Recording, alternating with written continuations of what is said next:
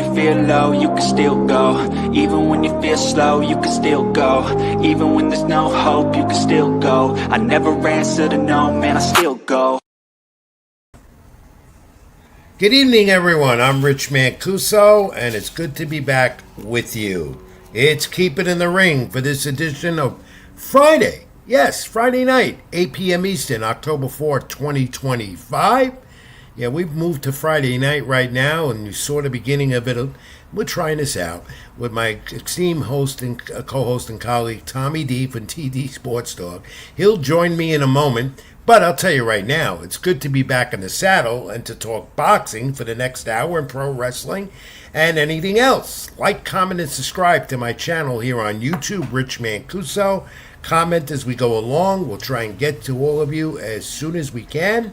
In addition, my social media handles scroll to the bottom of the screen as always. X Ring786, Facebook.com, Rich Mancuso. Get me on Instagram as well. Read my content on LatinoSports.com and some other outlets I write for. And the boxing schedule. Scroll to the bottom of your screen as always. Well, like I said, folks, I'm not at baseball tonight. The baseball postseason takes a day off. They'll be back at it tomorrow down in Philadelphia with the Dodgers and the Phillies in the NLCS. And thank you right away, Shelton. Good to have you back in the saddle with me as well. And Tommy D, I'm going to bring him in real quick in a moment. I got to tell you, though, folks, it's been a couple of hectic weeks for me with the baseball playoffs now in full swing as we're in October. And at the top of the hour after 9 p.m. Eastern, we debut Sports with Rich and Tom. Yes, we'll have a new show going right after this one for about a half hour, 40 minutes or so. And, of course, we'll talk baseball postseason, some of the things going on with that. I've been there almost every game, every night, especially New York with the Yankees. And also some NFL, because we're going into week number 5. And at that hour, too, you're going to want to tune in because Ricky Ricardo, an esteemed friend and colleague for a long time, who's a Yankee Spanish radio voice, also does sports talk radio at times on WFAN in New York and WIP in Philadelphia, and he is the radio voice, also Spanish radio voice, of the defending Super Bowl champs, the Philadelphia Eagles. So I'm looking forward to that with Ricky, me, and Tom. And right away, let's bring in Tommy D, he saves me all the time. He did last week again. He came on, did a special show. And Tom, are you there? Come on in from TD Sports Talk, my friend. Wow, I haven't seen you in a while, my friend. What's going on, Rich? How's everything? Good to be back. How's everything with me? Well, I'm still drying off from getting doused by champagne in that Yankee clubhouse last night in the Bronx. And believe me, I came home I get... That stuff's in the laundry already. I mean, it was a raucous crowd, and it was fun to be there again. Then the Yankees are moving on. We're going to talk more about that again at the top of the hour. But thanks again. Last week, great show. And you broke down the Gervonta Davis, Jake Paul circus, as I wrote about, and which I will talk about with you during this first half hour tonight. Tom, we're going to look at, right away, we get into this month of October. That's usually, baseball postseason. But for boxing, that's been rather quiet since an active first half of the year and relatively quiet summer of sorts. But we're getting into that calendar of the fall. And it is called, as I say, Fight Fest October. Because we have some good fights coming up this month in the next couple of weeks, which will span and go over into the next month of November. So I figured, you know what? The Welcome Back show with me and you tonight, let's go over some of these significant fights that have some interest in the boxing world that doesn't get the interest that it does deserve. Right away, Tom, let's look at October 11th, because that's coming up in a couple of weeks down in Philadelphia, another homecoming for this man, Jerome Boots Ennis, who's a champ at 154, moved up from 147, undefeated at 34-0, against Osma Lima. That's in Philadelphia, on the zone. and that's in October 11th. And I should be there at ringside covering that as long as baseball doesn't get in the way. Tom, this is an interesting fight for Ennis, who's now at 154. We all know what type of division that is. And we got Sebastian Vendora in that. He's a champion as well there. I find this to be a challenge for Boots in his, I believe, his second title defense in his hometown of Philadelphia again. What do you think? No title defense. This is a step up in weight class. See, I've been away from it so much. Thank you for correcting me. It's his first fight at 154 pounds. He's moving up to super welterweight. That's right, because he was at 147, relinquished that, 154, no title. He did have an interim status, I believe, but now he's going strictly 154 to try and get one of those titles. And this win then would be significant for him. What do you know about Lima? I don't know much about Lima. I know that he has a title at one of the lower sanctioned bodies. I think the WBE something. I don't know. It's some weaker or smaller organization. It might be the IBO. Maybe the IBO is what it is. But I don't know much about this guy. I'm very intrigued to see how Boots handles the weight moving up. It looked like 147 was killing him. He had a good win against Stanionis, who to me is and he unified, and he did express that interest that was it at 147, that he was going 154. Yeah, but this is supposed to be somewhat of a tune-up, or like a warm-up, a tune-up, whatever you want to call it, to get him ready for the big boys, because he can be mandatory to a couple of those titles if he wanted to. He could declare to be the mandatory. There's rumors of him wanting to fight Virgil Ortiz. That's a big matchup at 154. Virgil Ortiz has a matchup coming up too with Erickson Lubin. So very intrigued to see how Boots does. I want to see how the Gate does. How he does well in Philadelphia. This is like his third straight or maybe fourth straight in the Philadelphia area / Atlantic City, where he sold out. He's got a big following, especially in that area, Atlantic City, Philadelphia, and that's what Eddie Hearn wanted with him with Matchroom. Yeah. He stressed after the Stanonis fight that Philadelphia is where Ennis wants to fight, and Eddie Hearn has had no problem with that. They'll sell out again, and that's where Ennis is from, and he still lives there, and he's got his fans there, so it totally makes sense. But again, a significant fight for Boots because he wants to get a title at 154, which is one of the tough competitive divisions in the sport. I don't know much about maybe being significant. It's more of, maybe we could get somewhat of a gauge of where he's going to be at 154. Well, you know what I mean by Tom, not to cut you off, but you know what I mean by significance, and the fact is that if he wants to make a statement in this division he is in now, significance is getting the win. That's why I call it significant. I got you. Yeah. Well, but like my man Mr. Shelton says in the thing, and I thought this was pretty funny. I mean, who is lima beans, green beans? I mean, we don't know anything about this guy. No, let's not go that far. What a pun that is. But we'll know more about who Ultima Lima is on October 11th, which is a week from this coming Saturday, down in Philadelphia. And I always like Boots at 147, and I'm interested to see now how far he goes in 154. He is to me, one of those young superstars in the sport, undefeated, as I said, and an exciting fighter. I mean, he gives the fans what he wants because he finishes them off with a nice knockout punch to his repertoire. Yeah. No, and he does. I mean, I think I'm more interested in seeing what Lima does and him getting, because this is a big opportunity for him, right? This is a big name for him, coming up. His first big one he's had. Yeah, and I'm sure he's going to come in wanting to win. He's not going to come in here laying down. This is a big moment for him because, you're not going to get too many opportunities after this. So, I mean, I'm sure he's going to try to give a good showing. So, I think I'm interested in seeing both, but I want to see what Lima does and what he brings, to the table with Boots. And we'll talk more about this next week because we're moving in on that date for Gerard Boots Ennis and his Philadelphia homecoming once again. You're going to be at the fight? Yeah, I plan to be. Okay. I plan to be. It all depends where the Yankees are. Maybe even the Phillies are playing that same day. I could do a doubleheader. I don't know, but I don't. We'll see. We'll see. I'll know more next week. But looking forward to it though. October 18th, the week later, as we continue with Fight Fest October, as I'm calling it. Barclays Center in Brooklyn, which has been a home for great boxing matches over the years, including this guy, Danny Swift Garcia, who hasn't been active. We all know his story. Former champ at 147, and now he's going to get a supposedly farewell to Brooklyn fight, because that's where he's had his most successful title defenses before sold-out crowds as they travel up the turnpike from New Jersey to Brooklyn in the Barclays Center. Will be sold out for Danny Garcia, who's also got his own promotion house, Danny Swift Garcia Promotions.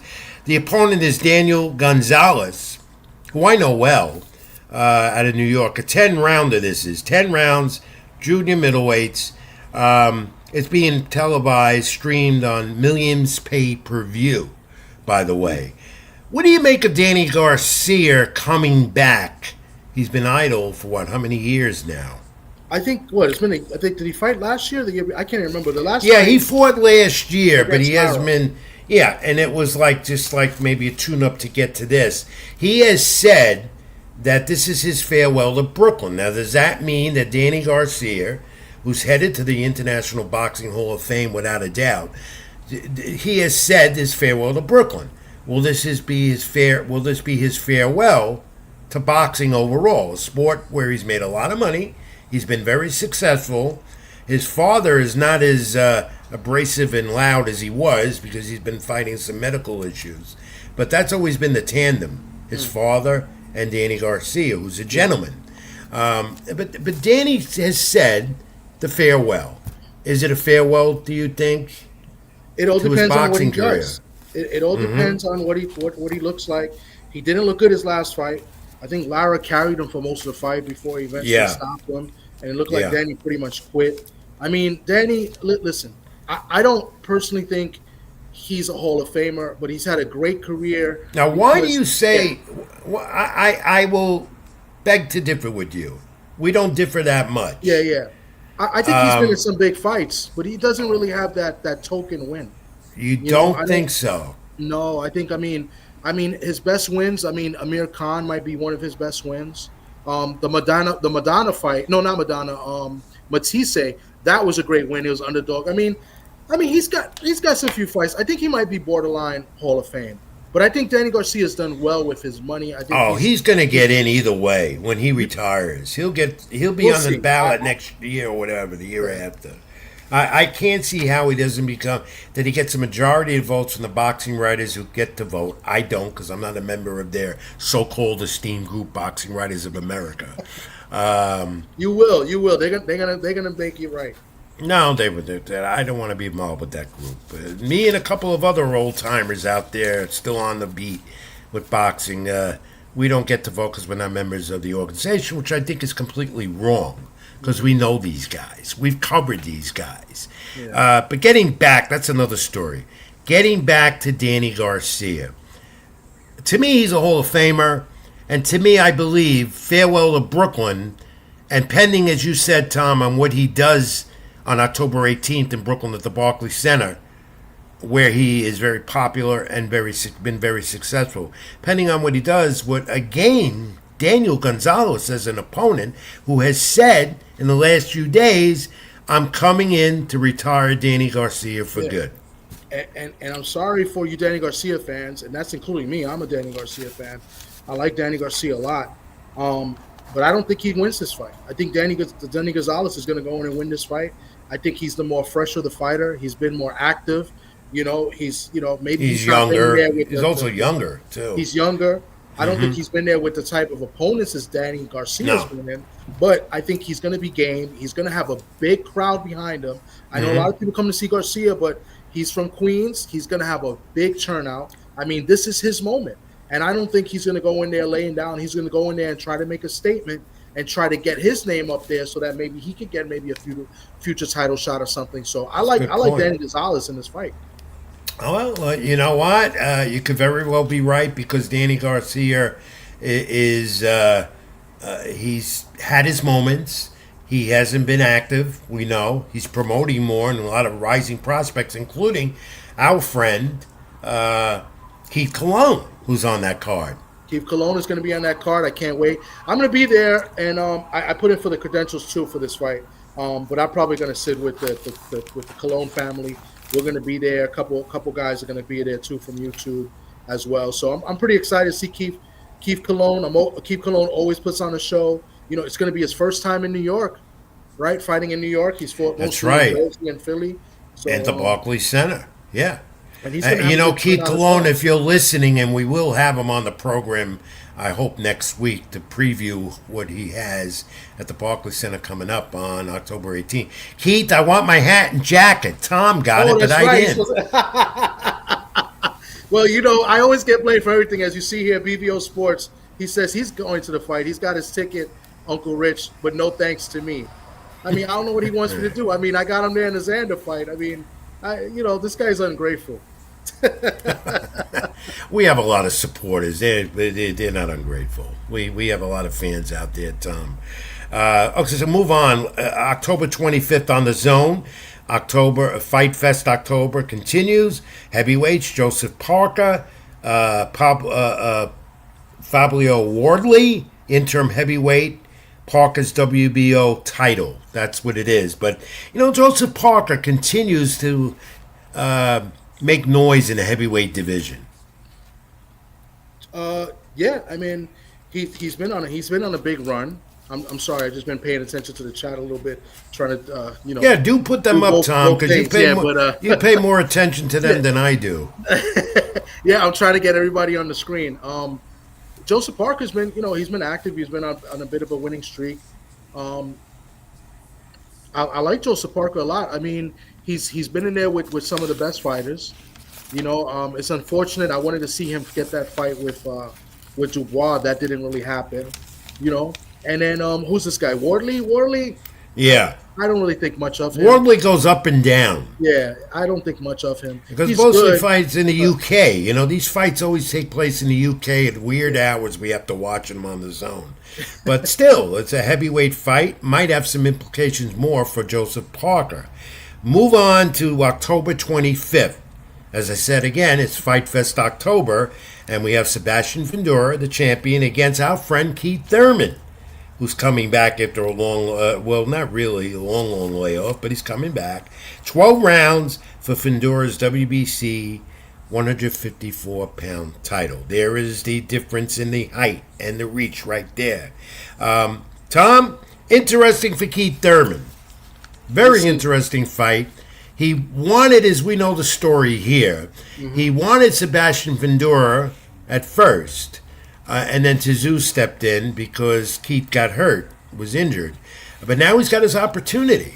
And Keith Thurman is busy in his fight camp and feels he's going to be in the best shape of his career and says he has a message for boxing fans that Keith one-time Thurman is back and will dethrone Sebastian Fundora. Your thoughts?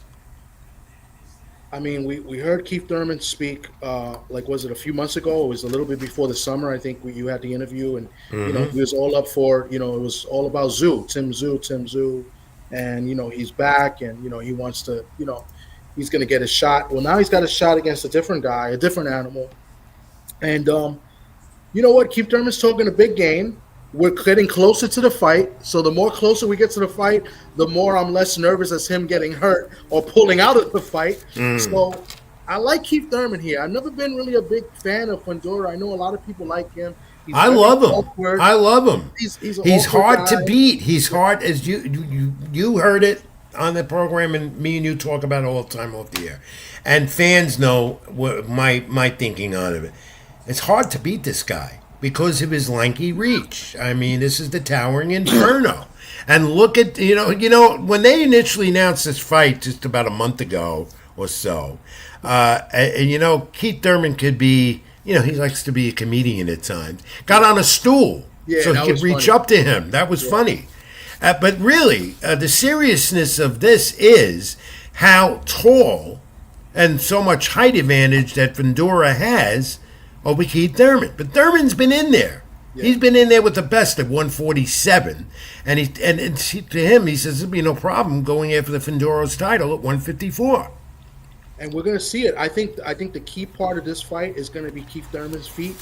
I think Keith Thurman has way better feet than Fundora. Fundora, like, it's awkward, and if Keith Thurman can keep moving around and maybe not get caught with something, or get too careless, I like Keith Thurman in this fight. I'm not saying he's gonna knock Fundora out, but I think he can outbox him. Maybe stun him a couple of times. Keith Thurman's usually getting he's pretty weak to the body. It's not really what Fundora does. I like Keith Thurman in this fight, as long as he doesn't pull out. Let me put it this way: if Keith Thurman makes it to the fight and shows up without an injury, he wins this fight. Yeah, well, so far so good. The thing with Fundora is he tends to get cut. He gets cut over one of his eyes. That's been a persistent issue with him his last few fights. Of course, we all know the first battle with Tszyu in him and what a bloodbath that was last year. And, Thurman still wants Tszyu as well. Because remember, he told us and continues to say he wants to go to Australia. He loves to fight there and wants to fight Tszyu there. I don't know why. I think Tim Tszyu needs to kind of repackage himself up, in my opinion, and maybe just maybe take two little tune-ups, or like kind of work his way back up a little bit. He's taking a lot of damage, Tim Tszyu. So I don't know if Tim Tszyu is ready for any big-time fights. Especially the next year. I think next year it should be all about him rebuilding himself, refreshing himself, healing himself, because he's taken lots and lots of damage over the last couple of years. Well, perhaps if Thurman doesn't prevail here, maybe we will see him fight Tszyu in Australia. That could be a good fight after all. We'll see. I mean, especially the way they've been moving this belt around and the way people have been getting title shots, through the PBC. I mean, listen, Fundora, take nothing away from him, but he got the title shot because Keith Thurman pulled out the fight, and Fundora was coming off a loss, and he got a title shot, and he capitalized the cut with Tim Tszyu and everything like that. So and now look, Keith Thurman all of a sudden has a title shot out of nowhere. He's only had one fight in the last 3 years, and he gets a title shot. So who knows? Maybe after this, maybe they give Tim Tszyu maybe another shot. I mean, I don't like it. I think you should work your way up into the rankings, but I guess that's the WBC way, the PBC way, I guess. Yeah. Anyway, I'm anticipating this fight. I'm looking forward to that on October 25th, and I believe that fight is going to be on. Is that Amazon? Is Amazon that going to be on pay-per-view, Amazon Prime, or gotta look at the ticket. I think it's like $75. Yeah, well, that's another story. I mean, the undercard is decent. I think. We'll talk Shockey Foster, Stephen Fulton. 12 rounds forces WBC junior featherweight title. That's a good supporting to the main event. Good support fight. That's a great fight. That's a great fight, and that's a 50-50 fight. That's a tough fight to pick. I like both fighters. I'm leaning towards O'Shaquie Foster in this fight. I think the key to this fight for O'Shaquie is, he's a slow starter. Don't start slow in this fight. Don't lose rounds early, because O'Shaquie Foster tends to start slow. So I think that's one of the big keys in this fight. But I like O'Shaquie in this fight. Close decision, and I wouldn't be surprised if maybe we see a strong O'Shaquie in the late rounds. And very quick, yeah, quick speed, hands, footwork, everything about him. Of course, he got robbed of his title from Conceição, and then got it back because Bob Arum at the time, Top Rank, said you got to have this bat. It's got to happen again because it was robbed. And so Forster, Stephen Fulton. That's going to be the chief support on October 25th to Fundora and Thurman. Now, Tom. I just want to let you know this, so you don't slip up. Don't say anything bad about Stephen Fulton in front of Keith Cologne. That's all I'm going to tell you. No, I never would. They're good friends. What would make you think I'd do that? That's it, because I just said I got O'Shaquie Foster, and I don't think he's going to like that. So no, I'm not even going to pick it. How's that? All right. All right. Go ahead. Okay. Now, I know how you felt about this. You know how I feel about it. But it's going to happen. the circus, and let's briefly touch on it because I didn't get my word in last week when you did with the Jake Paul, Gervonta Davis. Davis is saying now this is going to be his last fight. $40 million, he really does. That's supposedly what he's going to get. He doesn't need to fight again. Let's face it. No. But, to me, fighting Jake Paul, and this is an exhibition now. It's not for a title. And Gervonta, Lamont Roach, rematch should have happened, didn't happen. Now we know why, because of this. It's a circus. We saw it at the press conference. It's going to continue to be leading up to it. And Jake Paul continues to get headlines. He's the phenom, the guy that's creating a buzz around the sport. A guy that shouldn't be creating a buzz around the sport because I still don't think he's that talented. He's improved, but he's not that great talent. And Gervonta Davis, what is he getting out of this except $40 million? It's about the money. That's all it is. It's in his eyes. It's a easy payday, and it's something where he can just kind of sit out for a while. I truly think what's going to happen with him. And I'm rooting for a couple different things here, but I think what he's in his mind, he's going to retire after this fight. Yeah, he had said that I think he comes back in like a year and a half after that. Oh yeah, fights one of the big names because he'll throw a lot of money away that he's earned, as a lot of fighters do to make a lot of money, and he's going to miss the crowd, and he's going to miss the spotlight. But Gervonta Davis seems like he's not enthused. Even at the press conference in New York 2 weeks ago or so, he seemed just like so mellow. And then they got into it a little bit, and it's not Gervonta Davis that we had known. Yeah, he's off. There's something not right with him. I think he needs help. I think he's admitted that in the past. Yeah, that he wants to go through some. He's got a lot of personal issues. He's always in a legal problem. He's always got legal issues. Domestic violence, abuse, and all that stuff. So maybe that has a fact on it. But the fact is, this is an exhibition, and it's not for a title. And Jake Paul wants to become a champion and prove he's indeed the best. Now, the weight disparity, of course. I'm interested to find out, to see again, how this is all going to transpire and work out. Because Paul's given up a lot of weight there. Or Gervonta is, 40 pounds lighter than him? If they fight at cruiserweight, whatever they're going to do. It's almost 60 pounds, right? No, it's 60, yeah. But right now, it's 195, 135, right? So you can't sanction a fight like this, and that's why they're making it into an exhibition. Yeah. And it's all about the money and Jake Paul on Netflix. That's what it's all about. Yeah, that's it. It's all about money, exposure. What's the sad part about this is that people are intrigued, that people are going to watch. And probably get more views than Canelo Crawford, which is sad. Because it's Jake Paul, and it's one of the top 3 or top 5 fighters in the world who's achieved a lot in his business. Yeah. Gervonta Davis, okay, a PBC fighter, and let's face it, Gervonta's done great things for this sport. He's a talent, and it is exciting to see. I gotta pause you on that, Rich. I don't think he's done as great as he should have. I think the only thing that we can say that Tank has done great is that he sold like 7 or 8 venues in a row, sold out. Well, he does. He sells out. He hasn't fought any of his contemporaries. And in the end, though, you know what? I like his style. I like the way he finishes off opponents. He hasn't been as ferocious as he was in his last few fights. But I'd rather see him fighting Shakur Stevenson than Jake Paul. I'd rather see him fight Shakur. He could have fought Loma. He could have fought Devin Haney. He could have fought Tio. There's a lot of different guys. Even when he fought Ryan Garcia, he kind of weight drained him. Yeah. It's always this guy. He's had the advantage. He's the A side. That's boxing. They can make any fight that he wants. He could make. He could have been undisputed. In fact, boxing. He was a champion in 135. That's the sport. It is boxing. But when you're the A side, Rich, when you're the guy, as what people say Tank is, you can make these fights, and he chose not to. And it's become the circus. That's what the sport has become. It's sad. It's sad what it's become because of the money and all that stuff. And Tom, read some of these comments as they're coming along as we continue. They're making fun of Tank Davis.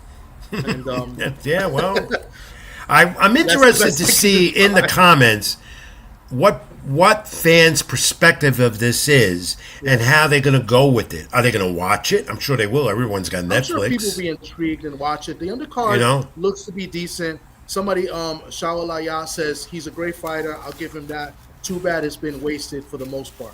Yeah. 1,000% agree. And I think his legacy, whatever he built, to me, goes out the window fighting Jake Paul in an exhibition. Yeah. Where he should be rematching with Lamont Roach and doing something else. What will happen? Let's say it does happen. What happens if Tank gets knocked out by Jake Paul in this exhibition? No, that's it. What happens to his legacy? Yeah, the weight and everything, but if that's going to be the last thing that we see of you, that's all anybody's going to remember. They're not going to remember you as Gamboa. Well, they'll remember this, and Gervonta will remember if that happens. Tom, he's got $40 million either way. That's what he's gonna. That's what he's gonna. And that's what it comes down to. Yeah. More on that as we go along, and then we're gonna move into November. Out of October, November, you're gonna have Eubanks and Ben again rematching. They're at war all the time with each other. Look forward to that. David Benavidez, Anthony Yarde, Saudi Arabia, and on that card, Brian Norman and Devin Haney for Haney's title, and that. At 147, title. Right? Norman's title. Excuse me? Norman's the champion. Oh, Norman's the champion, right. I told you, I've been around. I haven't been around. No, it's all good. I'm baseballed out. Not that I know what's going on. I want people to think I'm that I don't know nothing. They know I there's do. history to be made here. Haney will be 3-time world champion. I like that fight in November. I like that. And I like Benavidez, and to see with Yarde, which won't be easy, where Benavidez would go, because he's been talked about as a possible opponent for Terrence Crawford. That's what the Turk guy wants to do. The last I heard, that's going to happen. No, but you never know. This is boxing, as I keep saying. Tom, this comes up in New York. We're going to see this in the new year. That's what they say early. Shakur Stevenson and Teofimo Lopez. For Shakur's title and Teofimo's titles, maybe unifying. What do you think? I think this is a good fight. If this fight actually gets made and does happen, I love Shakur Stevenson. Teofimo, I know you're a fan of Teo. I'm not. I just don't like the shenanigans that he does outside the ring. And I told you this even when we spoke with Teo and his father. Yeah. What Teo's father still wants you to do that book? No. Who wanted you to do the book? Was it? I don't know. So many people want me to do books with them, and then they drop out. But it was somebody that mentioned it that night. I thought it was Teal's dad that said it, but yeah, he did at ringside at the Garden last year. I think he doesn't pick up the phone for me. So how can I do any business with him? Hey man, those guys are weird, Rich. I mean, that's all I can say. The Lopez's is something off.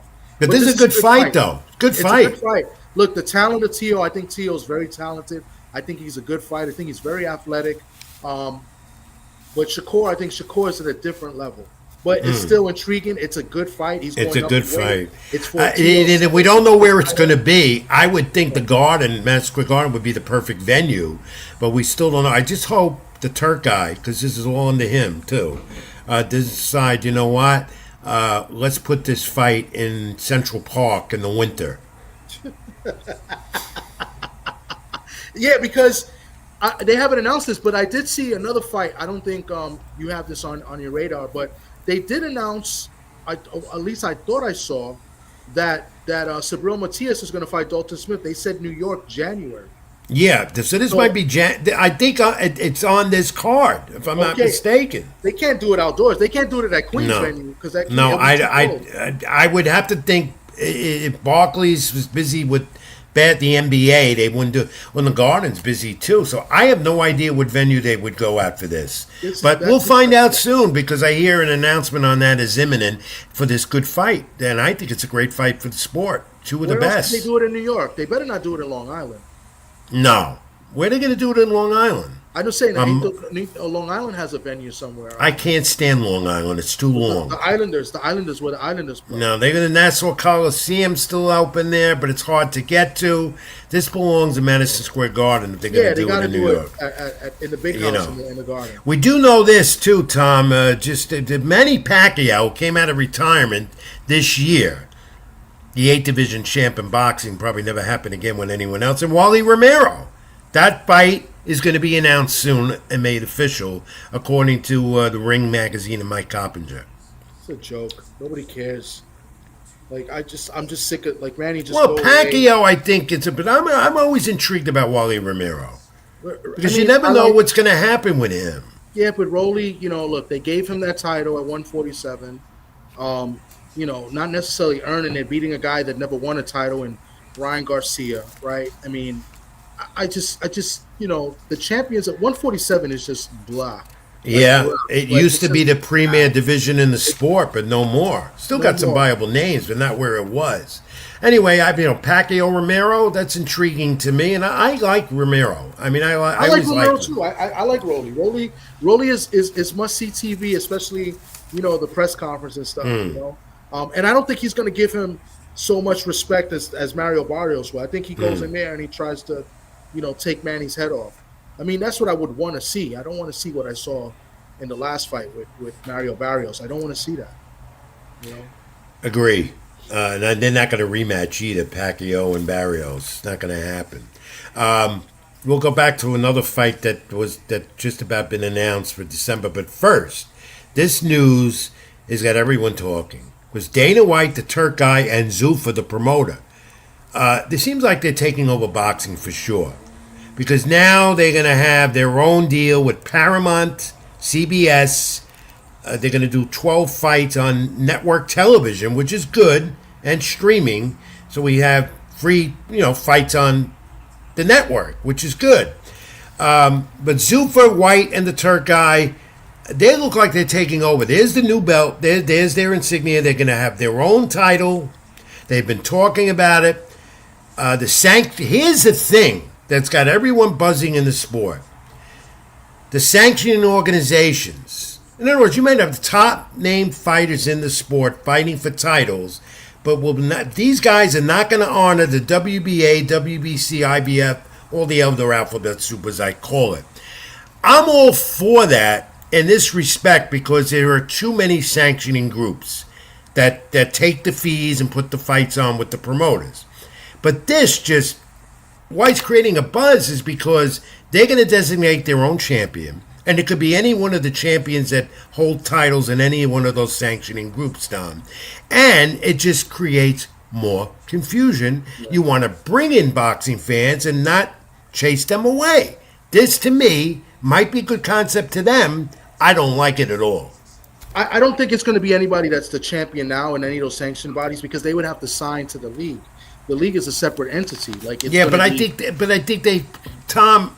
I think they've expressed the point that they don't care, that they'll bring their money out that they have more than any other That's what I'm saying. promoters. They would have to sign those particular fighters, And they might end up doing that because we know.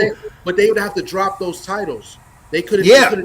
Like an IBF champion. Well, in the end, you know what their goal is. Their goal is to get rid of the sanctioning groups. Yeah. That's what they want, to take over the sport themselves. They have the money to do it, and they were able to convince fighters and other promoters that they can do it. And let me tell you something, Tom, we might be heading in that direction. I doubt it. I don't think so because they might have the money for it, but I think what Dana and Turkey are doing, I think they might be two separate things. Dana has his own money, right? And he could do it, but I think that's why they want to change, not change or put over, they got this bill they're proposing. I think this is going to be good, and this is going to be mostly of fighters that are prospects, guys that are not getting the opportunities, and they're gonna match them up well, and that's how you're gonna get good fights. Because you're gonna get good matchmaking, good fights. A lot of guys, not really big names, kind of no names. Like I know we got a guy here in the Bronx that's gonna be in this league. I don't want to say his name right now, but there's gonna be a fighter, undefeated fighter. He's gonna definitely be in this. So fighters like that, and what it's gonna do for those fighters is that they're gonna get a steady income with some sort of benefits as well. Right. And but the problem I have with this is that if let's use him as an example. Let's say he wins 6-7 fights in a row, he becomes their champion for that weight class. He's not going to get paid what he should get paid according to whatever the gates being made or whatever money they're making on No, TV. they don't Like say that. I'm telling you, that's what's going to happen. Dana White says he's taking over boxing. The Turkey already has, in my opinion, and this promoter Zuffa that did Canelo and Crawford, they know what they're doing. And Tom, money talks, and you know that in this sport, they've got that power to do it. But and I believe pay them. I don't think they're going to pay these guys. Tom, you want to make a bet? We can make a bet. We could bet a soda or something. Come on, you can do better than that, my friend. Even though I owe you dinner, you know that. We could do a 6-pack. Anyway, this is something that we have to look at, monitor it, and see what's going to happen because they got Paramount now, too, involved in the deal. And that's network television, which could only be good for the sport and hope it works that way. Now we can talk about this because Lamont Roach doesn't get Gervonta Davis again, but it looks like he's going to get Isaac Pitbull Cruz. And that's going to be Amazon Video pay-per-view, Amazon Prime Video for Cruz's interim 140-pound title. See, that's another thing. Maybe these guys at Zuffa, White, Turkey, and so forth will get rid of these interim titles because I'm tired of using that word in the sport. But, Lamont Roach doesn't get Gervonta, but now he has Isaac Pitbull Cruz, who I think's a better fighter. I don't know about a better fighter, but I think it's a good matchup. Why are you disagreeing with me so much? I've been away from you for a few weeks. Well, you said he's a better fighter than Tank. Tank beat him already. Yeah, Tank beat you're him. right. He beat Cruz. So I mean, right. I might have been hit. Matchup. I might have been hit with too many foul balls up in the press box. Sorry. We'll get into that, but that's coming up. Cruz and Roach. Terrence Crawford. What's next after the big win against Canelo Alvarez? Christian Nobili's name's been coming up. Edgar Berlanga needs a fight. Maybe that's coming up. The Turk guy I know wants to see Crawford fight Ben Benitez, but you say no, and I tend to agree, Tom, here. I don't think it'll happen. I think Christian Nobili, undefeated in that Division 168, could gun for Crawford's titles, assuming Crawford stays with those titles. Yeah. Canelo, no. There's no rematch for Canelo Alvarez and Terrence Crawford. Let's knock that down right away because Canelo just had surgery. And he's going to be out of action. He was going to fight in February. Part of this 4-fight deal with the Turk guy. But that's not happening. Canelo had surgery. He's recuperating. I think it was on his arm. And his February date is off. So Canelo Crawford's not... they're not having a rematch. The thing is now, turn the page. We still talk Canelo Alvarez, but not as much. But let the look at Terrence Bud Crawford, the champion. Did they take one of those titles away from him already? I don't know. If they did, it probably would be the IBF, right? Because that's what they do. Yeah. But, honestly, I do not know. I don't know. Because boxing can never have unity. That's why. But I think an interesting fight would be Crawford and Christian Nobili. I think it'd be interesting. I don't think Nobili's on that level, but he's got younger legs. He's a younger guy than Canelo. I don't think the same class as Canelo. But well, does Terrence Crawford say I've had enough? Does Crawford say I've made my legacy? It's intact. I've made enough money to say now, walk away from it. Fighters don't walk away anyway. I feel like he does that, or he maybe move down to like 160. I don't see him fighting again at 168. I'd be very shocked. No. Look, I thought he handled it well, though. I thought, he looked great. I didn't really commented on the program about it because I've been off from it, and then talked to you about it on the air. People read my columns about it, but I just felt that Terrence Crawford handled that weight well. No, he did handle the weight well, but against a different opponent, Canelo's a great fighter. He's one of the all-time greats. Yeah. I just think that Canelo's older and he doesn't really make adjustments. But there's a lot of young guys in that division, hungry young guys with younger legs that can pull off an upset. And more hungrier than even guys like Canelo. So Nobili would be a dangerous fight in my opinion. Yeah, he's powerful too. Yeah. To be determined. But let's look at this. Puerto Rican boxing history. I saw this online, the internet. is the Puerto Rican boxing history with the great. What does that say? Did you know? And this is not my fact of the week, by the way. And it could have. I thought it was when you sent me this picture. No, I should have used it, but it's not. But what does that say? Because I can't see. Puerto Rico was the first nation in professional boxing history to crown a world champion in every single weight division. There you go. Which makes it say here, Is you that know, a you fact? talk about the. I got to look that up. Yeah. Well, no, I did. That's true. But here's the thing here. You talk about the Mexican warriors, the fighters out of Mexico, and all the other Latin American countries. But Puerto Rico has that history of great boxing champions, and you can name them because they made so much history in the ring. Miguel Cotto, of course, 4-division champ from Puerto Rico, and you got Felix Trinidad. Go on and on. Alfredo Benitez, Hector Camacho. The reason why I got a question is because I'm thinking heavyweights, and I'm thinking Puerto Rican heavyweights, and then I'm thinking. Well, that was Andy Ruiz. Not Andy Ruiz. John Ruiz. John Ruiz was the first. John Ruiz, yeah. John Ruiz was the first heavyweight champ, Massachusetts, but Puerto Rico.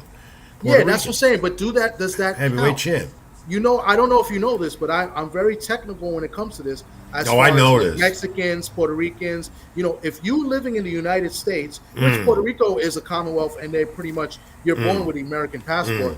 But when you've lived in the United States using the United States resources, should it count as a Puerto Rican champ? Even Mexican champs, he says he's John Ruiz, and I covered his fight when he won the championship, and even before. Up in Massachusetts, he had a fight years back before he won the title. Yeah. And I asked him that, are you Puerto Rican or are you American? He says, I'm Puerto Rican. I was born here, but I'm Puerto Rican. I know, and so am I. So, Rich, if I started training and I became a world champion, right? I lived in the Bronx all my life. Yeah. My mother's Puerto Rican. My family's Puerto Rican, right? And all my life, right? And I claim Puerto Rico, I'm going to come with the flag and the American flag. Can I say that I'm a Puerto Rican champ or an American champ? No, I don't know. That's what I'm saying. I just to me, that's just me personally. It's the same thing when they do the World Classic, the baseball, all the Dominican players that come and train here and they go represent Dominican Republic. No, they should be representing the United States. I've always been like that in all sports. No, I just thought that this was a interesting. No, it is. To bring it up. Because I write for Latino sports, and I don't speak a word of Spanish. Yeah, they only have 3 million people in the island of Puerto Rico, so that's a great achievement. But again, it goes back to my point and why I put this up as well, because Puerto Rico has had that illustrious history of champions coming from that island. Yes. And they've made boxing history. They're in the Hall of Fame, and they continue to be out there representing well. We got out there right now, the young stars, right? We got we have Collazo, Oscar Collazo's and the youngster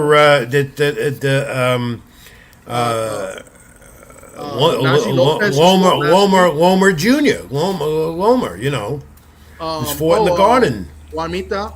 Yeah, Juanita. Yeah, Lopez. He's a future champion, champions. And of course, the current 154 WBO champ, Xander Zayas. Xander Zayas, yeah. There you go. All right, Tom. It leads us By to the the way, fact. he trains a lot in Florida, but okay, Yeah. I'll stop. I'll Stop. behave myself. Behave. You're really, really, really at it this week. He's born in San Juan, though. He's Puerto Rican. Yep. He's Puerto Rican. He lives in Miami, but he's more in San Juan than he is in Miami. I know. Yeah. All right. Fact of the week, Tom. You're going to do it. Here you go. Okay. All right. What do we put that comment up before we do this, and then go to our quick first break. This is, hold on, sorry. Jose Diaz says, when Alex Rodriguez went to the Olympics, our baseball hit him right in the face, straight to the hospital. I was there. I went to the high school with him. So, I mean, he lived in Florida, right, Alex Rodriguez? No, I did. I don't know where he's lived. He lived in Florida, but he's Dominican. I don't know. They talk about him as Dominican, and that he's not Dominican. That's another story. But that came up in the press box the other night. All right, real quick, before you do the fact of the week, De La Hoya, Oscar De La Hoya, Mexican or American? He's Mexican-American. I saw what you did there, Rich. All right, I'm not gonna Just like David Benvenidez, he's Mexican American. Why are we getting? What got us into this? I got into a debate about this a few weeks ago on another. So channel. yeah, it's a debate. I think it's coming from you know who. This one man who's running this country now, he gets us all doing this stuff, gets us all wired up. Just, Yeah. Let's get to the fact of the week. We're running late. Tom, you got it. HBO, the staple of boxing. We know you grew up with it. I was a part of it, right? A lot of fans got into boxing because of HBO. Their first pay-per-view event. Who did it involve? Remember, fact, not trivia. HBO. Their first pay-per-view event. You remember who was involved with it? Does anybody out there know? Do you know? It's a fact. Take a wild guess. I'm gonna say Mike Tyson versus Michael Spinks. Well, you're in the right category, but you're not with the right answer. The fact is that it was Evander Holyfield and George Foreman, April 19th, 1991. They had their pay-per-view umbrella known as TVKO. And Holyfield won the unanimous decision, WBA, WBC, IBF titles from George Foreman. And get this, Tom, back then, and not too long ago, 1991, 1.45 million pay-per-view viewers. That was the buy rate then, when pay-per-view in boxing was starting to grow. And that was the first HBO pay-per-view? That was the first HBO pay-per-view event. Yeah. Wow, okay. That's a fact. No. Don't ever use it. 5 years Don't old. use. Here's my fact to you. Don't use it when you're hosting alone. Okay. Find your own facts. You do well with that anyway. All right, Tom. I do it a little different, yeah. What was last week? I forgot what I did last I don't remember. I saw and I don't remember. Yeah. Oh, we did the ballparks. The ballparks that held the most fights, I think. All right, yeah. That I could admit. I could have answered that too, but I was at the ballpark. Yeah. How many ballparks have I been at in the last week? Keep it in the ring. I'm Rich Mancuso. That's Tommy D. Like, comment, and subscribe to my YouTube channel, String Punk Entertainment, Tommy D Sports Talk. I'd like to keep it in the ring page as well. I'm Rich Mancuso. That's Tommy D. Back in a moment. We got some pro wrestling, and then we'll go into our next sports with Rich and Tom. But let's do this first, Tom. Brief time out. Back in a moment. Stay with us.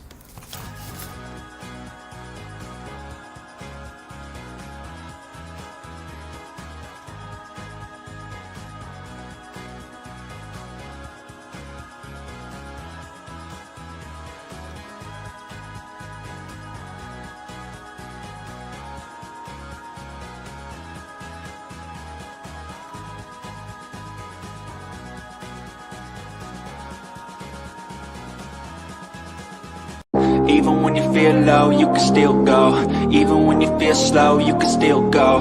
Even when there's no hope, you can still go. I never answer to no, man, I still go. Well, I hope you're enjoying the return of me, Rich Mancuso, and Tommy D together again on this Friday night special edition of Keep It in the Ring. Live, YouTube channel, Rich Mancuso. Like, comment, and subscribe. Also, like my Keep It in the Ring page.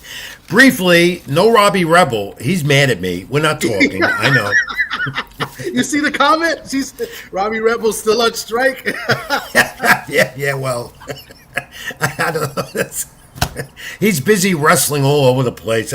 It doesn't matter. I'll get him. I'm going to make peace with him. All I got to do is take Robbie Rebel out to eat, have a glass of wine, and he's back. That'll happen.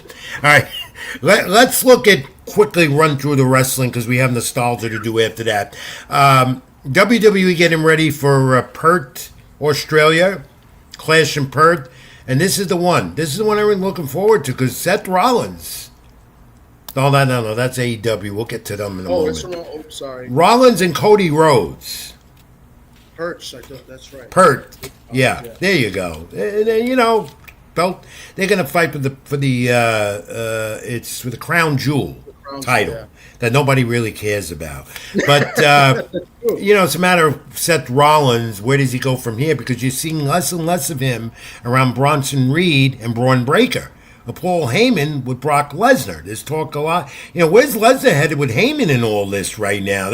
And Roman Reigns getting involved. Reigns could be involved in Pert. You got Rhea on there and Oscar.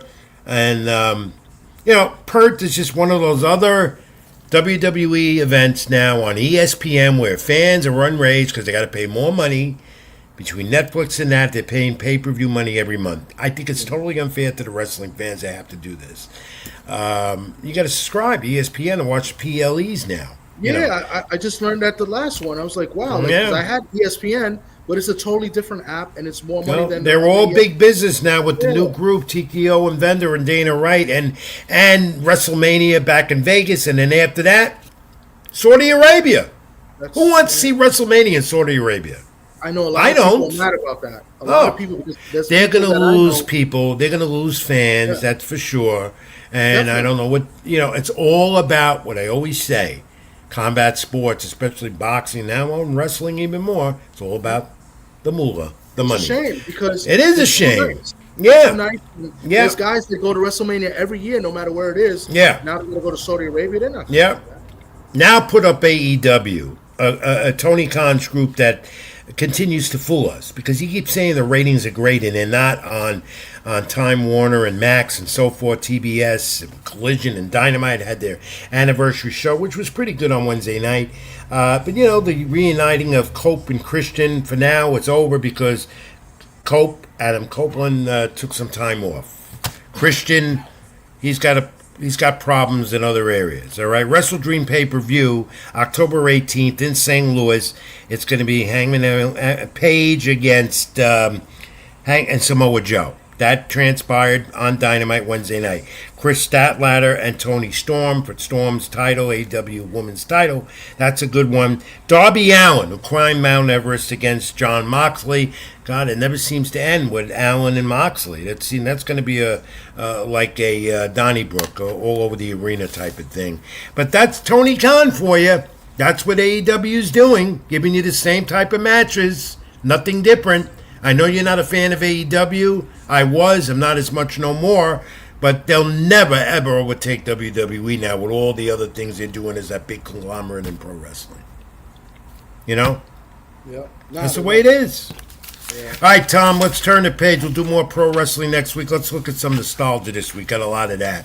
Let's first go to October 7, 2000, a rematch in 1999. This was Fight of the Year. Johnny Tapia and Paulie Ayala.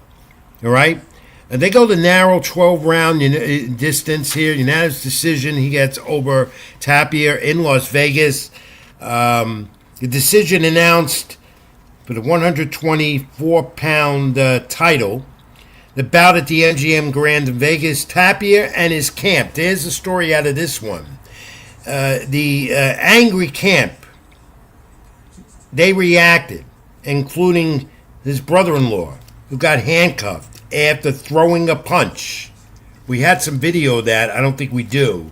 But that fight, that developed into fireworks back there in 1999 in Las Vegas between Tapia and Ayala, two of the premier fighters of that time in that era back in 1999. Tom, fisticuffs were thrown after the ring because they weren't happy with the decision.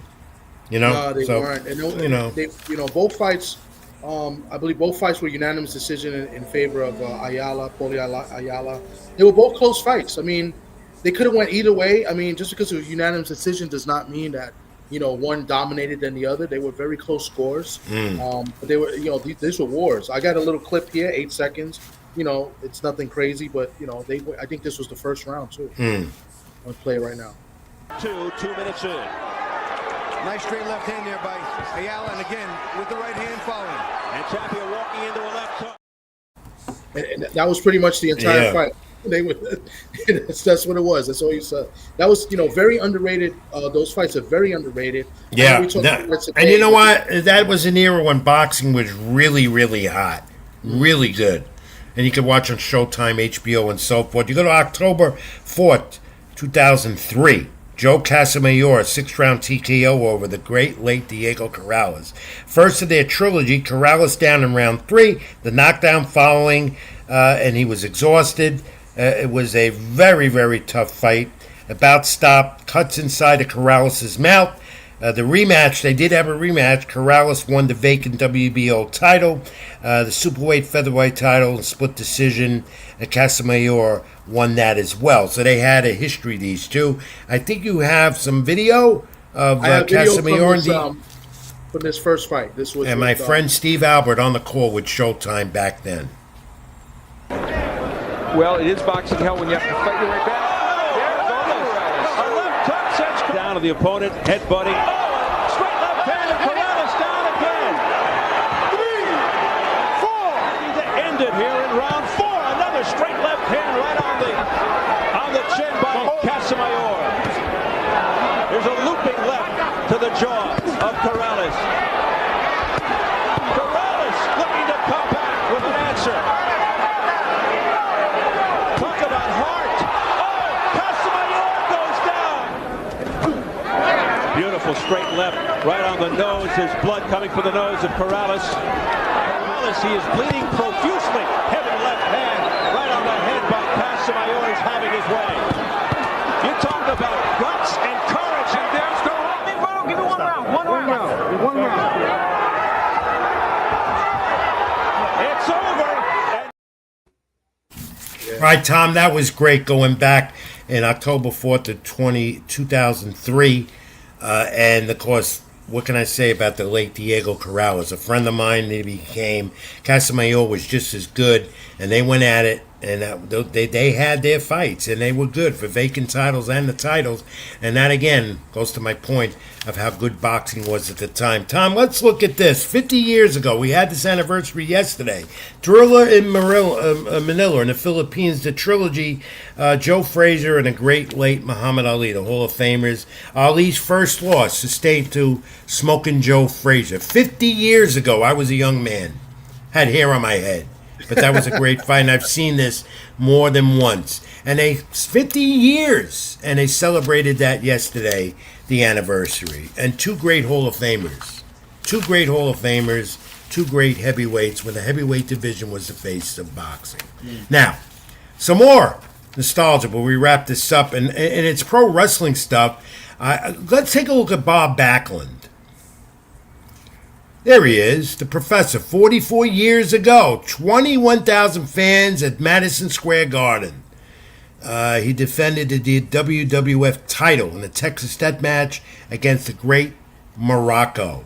21,000 fans in the Garden to see that. That's what pro wrestling was a home of, the old WWF in Madison Square Garden. And then you get this, Ernie the Cat Lad, the former NFL star, against Tony Atlas, the dropkick here for a guy his height. He was like 6'8", 6'9", in 1980.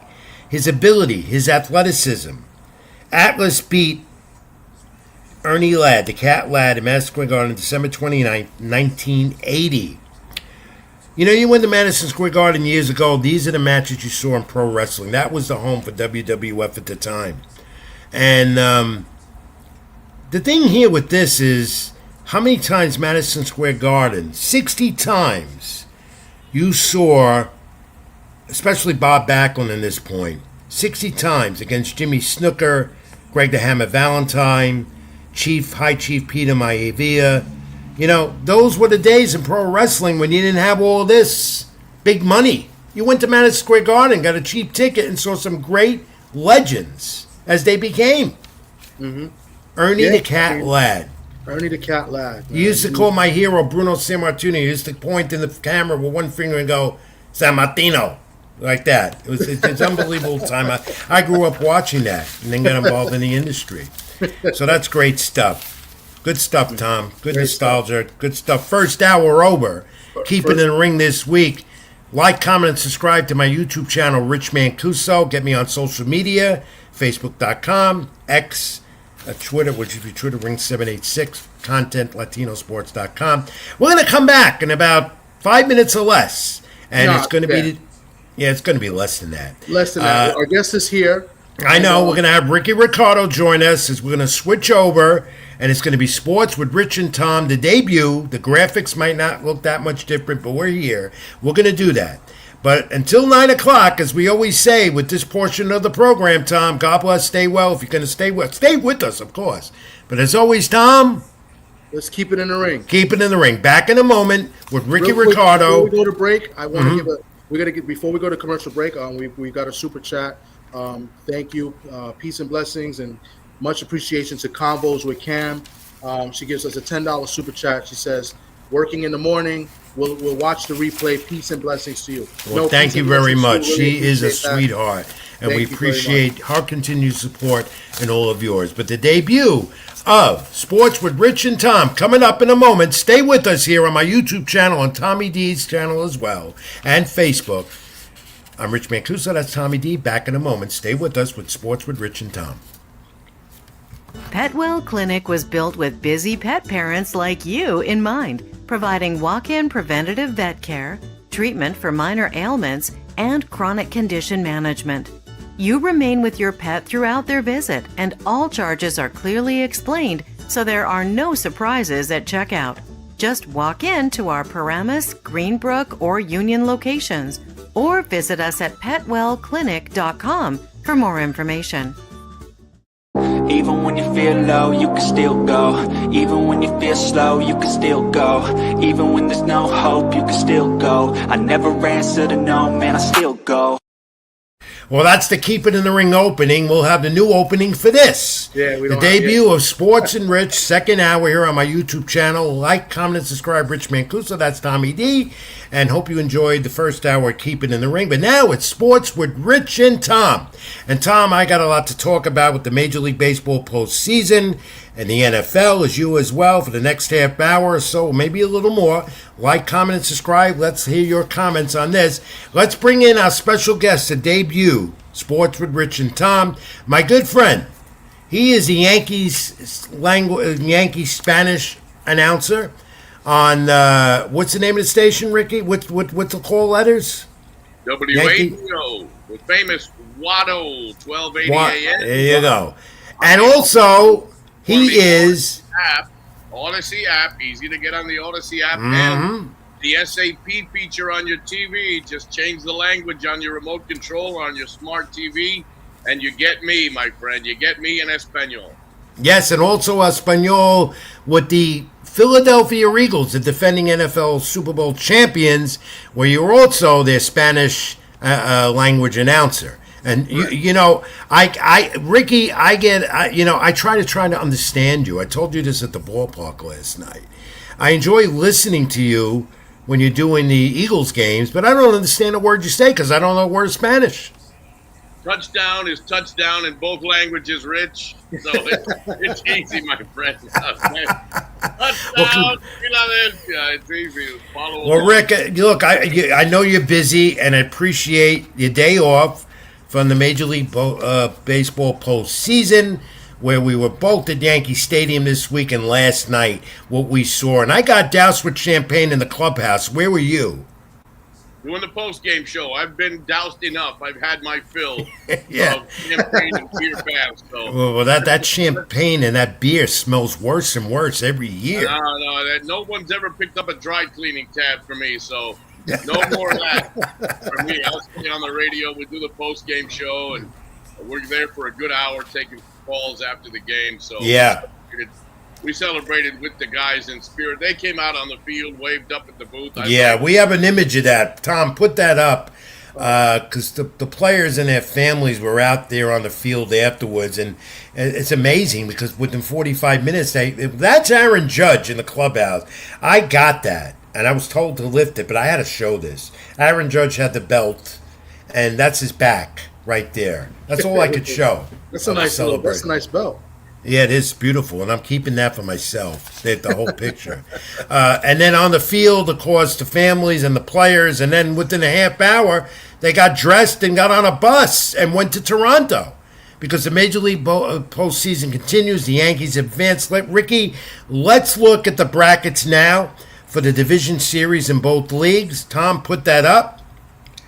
Of course, the American League. We're gonna focus a lot on this: the Yankees, Blue Jays, and then the Tigers, Mariners. Because Ricky, are you surprised that the Yankees did something they haven't done two previous times in the postseason with the Red Sox? I thought after Game 1 they weren't going to win this series. What about you? Well, I thought Game 1 was the Red Sox best chance with Garrett Crochet, and him and Fried had a heck of a duel. I thought that maybe Fried got pulled a little early. I thought it was in old-fashioned Tom Seaver, Steve Carlton, Bob Gibson, Tom Seaver, that kind of old-fashioned pitcher's duel. But that was the Red Sox best shot. Brian Bayo, who had been very good against the Yankees up until his last start in the regular season, when they finally caught up to him, my gut feeling was they would get to Bayo in Game 2, and obviously Carlos Rodon, took a quantum leap forward this year and was really the Carlos Rodon that we all thought we were going to get when they signed him 3 years ago. So my gut told me, and Alex Cora, I guarantee you, thought the same way, because he pulled Bayo early in the game and used his entire bullpen, because I think deep down in his heart, Cora knew if he didn't win in Game 2 and take the series right there wasn't going to be much of a chance in Game 3, because you and I have seen Cam Schlittler. Maybe not the entire baseball world has been exposed to this young man, but we have, and we know just how good a pitcher Cam Schlittler is. Phenomenal. And against the team that he grew up rooting for in Walpole, Massachusetts, he was always a Boston Red Sox fan. So the ingredients were there, the formula was there for the Yankees to come out last night and get the job done. I thought Cora really managed to try to sweep the series in the first two games, and that's why he pulled Bayo early. But once the Yankees were able to hold on, win that game, I thought it was going to be, and I said this on the radio, I thought it was going to be a foregone conclusion that they would win Game 3 and finally kick the curse of the Red Sox, really. Since the year 2000. It's a little bit more since the 2004. It's been 20 years, a little bit more, since they came back from that 3-0 deficit, 2 outs in the ninth inning. We all know what happened with the stolen base from Dave Roberts and the whole thing with Big Papi, and them coming back and winning the series and turning around the curse of the Bambino. But no, at no point did I think look, on paper, the Yankees are the best team in the American League. They haven't shown that all across the season this year. They've had their ups and downs. They've had defensive lapses, but really, and especially now, the 4 teams that are left, no one can convince me that either the Tigers, the Blue Jays, with all their injury woes, especially Bo Bichette and a couple of starting pitchers, I don't think anybody that's left in the American League is as good as the Yankees. I think they will be back in the World Series. I agree. Maybe it's the Dodgers again. Maybe it's the Philadelphia Phillies, which I would love to see a Yankee-Philly World Series, obviously with my connections to the Philadelphia sports scene. But I thought once they got over the hump against the Red Sox in this series that, and look, it remains to be seen. Obviously, the games need to be played, but I think the Yankees should be heavy favorites at this point to come out of the American League. Yeah, and they got the pitching set up with Luis Gil tomorrow night for Game 1 tomorrow afternoon. And then they'll go with the top 2, right? Is that how it's set up? Luis Gil tomorrow afternoon, Max Fried in Game 2, the off day on Monday, and they'll come back with Carlos Rodon and Cam Schlittler if necessary in Game 4. And then with the off day on Thursday, and I'll be doing Giants-Eagles that night, so it's not an off day for me. But then on Friday night, if necessary, in a Game 5, then you've got Max Fried on full 4 days rest to wrap up the series. So, yeah, their starting pitching is aligned well. The Blue Jays have 2 of their top starters on the IL. So, Barrios is on the IL. They've got a lot of injuries, especially Bo Bichette. And they faltered down the stretch, Rick. And the Yankees had a hard time with them. And I think it was 6 games they could have won over them and would have put them into the division, and they would have had to buy in the so-called the home field and all that stuff. But what's got me with this series with the Red Sox, Rick, is they didn't have to rely on the home run ball because Stanton and Judge didn't hit one and hit any, and they played baseball a different way in that series, and it got them the wins. They did the little things to win. They didn't rely on the home run. They relied mainly on their starting pitching. The bullpen was not sharp in game one. It was much better in game two, and obviously all they needed was to get one inning out of the bullpen last night with Schlittler going 8. But they did the little things. They ran the bases well, especially Jazz Chisholm on that hit down the line by Austin Wells, the big hit in game two. So, and what they didn't do, it's not so much Rich and Tom what they did, it's what they didn't do. They didn't commit the silly errors that the Red Sox committed in both games 2 and 3. The drop fly ball by Duran, the Bellinger bloop that fell in between the 3 outfielders in the triangle there last night that started the 4-run rally. Bad base running by the Red Sox in game 2 when they should have scored the run on the Yoshida ground ball single where Jazz throws to first base and Rice can't field it cleanly. Nate Eaton should have been around and would have scored easily. Yes. And the Red Sox would have taken a lead.